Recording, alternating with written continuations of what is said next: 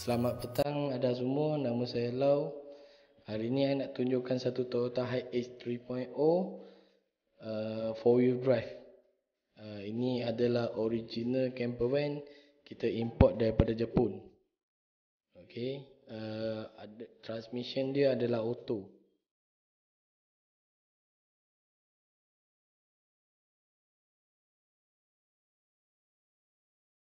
Okey, untuk model ni adalah full time 4-wheel drive.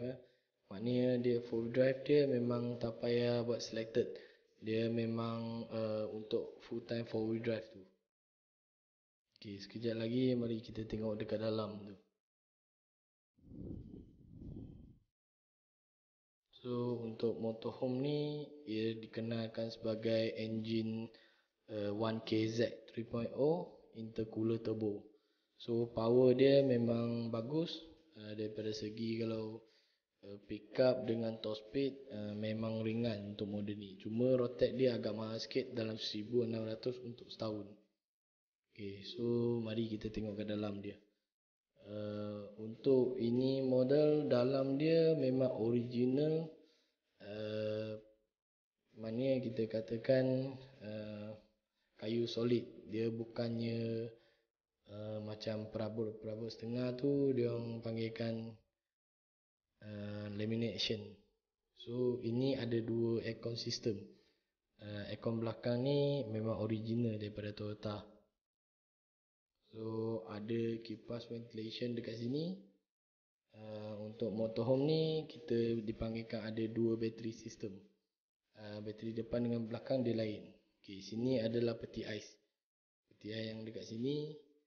So kat sini ada yang amari-amari yang ke bawah. Okay. So untuk sebelah depan sini dia ada original heater Toyota masa kita running. Ini adalah heater running. So dia akan tukar angin panas daripada bawah lah, nampak peluru yang ke bawah tu.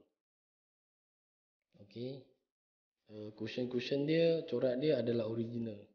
Yang ini dua kayu ni kita akan letakkan satu katil dekat atas lagi.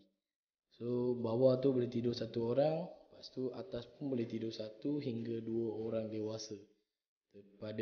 Bergantung pada saiz lah. Okay.